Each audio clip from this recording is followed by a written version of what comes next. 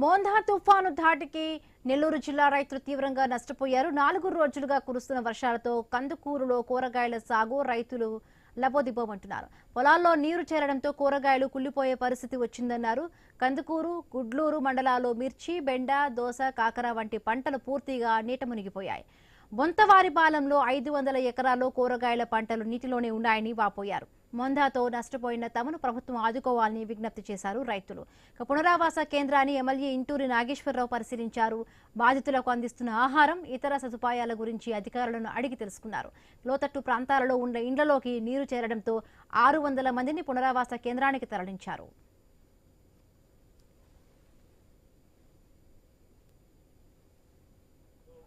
అందరం కూడా ఈ కూటమి ప్రభుత్వం ఏ విధంగా విపత్తుని ఎదుర్కొందో, దాన్ని ఏ విధంగా ప్రజలను సేవ్ చేసిందో మీరందరూ కూడా చూశారు. గౌరవ ముఖ్యమంత్రి నారా చంద్రబాబు నాయుడు గారు కంటిన్యూషన్గా సచివాలయంలోనే నైట్ కూడా ఉండి ఈ రాష్ట్ర ప్రజలు ఎక్కడ ఇబ్బంది వచ్చినా కనీసం ఒక చుట్టూ రోడ్డు మీద కొరిగినా కూడా ఇమీడియట్గా కన్సల్ట్ ఎమ్మెల్యేకి ఫోన్ చేయడం, అలాగే లోకేష్ బాబు గారు కానీ, ఉప ముఖ్యమంత్రి పవన్ కళ్యాణ్ గారు కానీ ఈ రాష్ట్ర ప్రజలు ఈ కూటమి ప్రభుత్వాన్ని ఆశీర్వదించారు.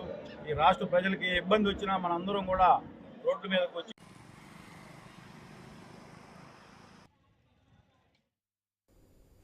సహజంగా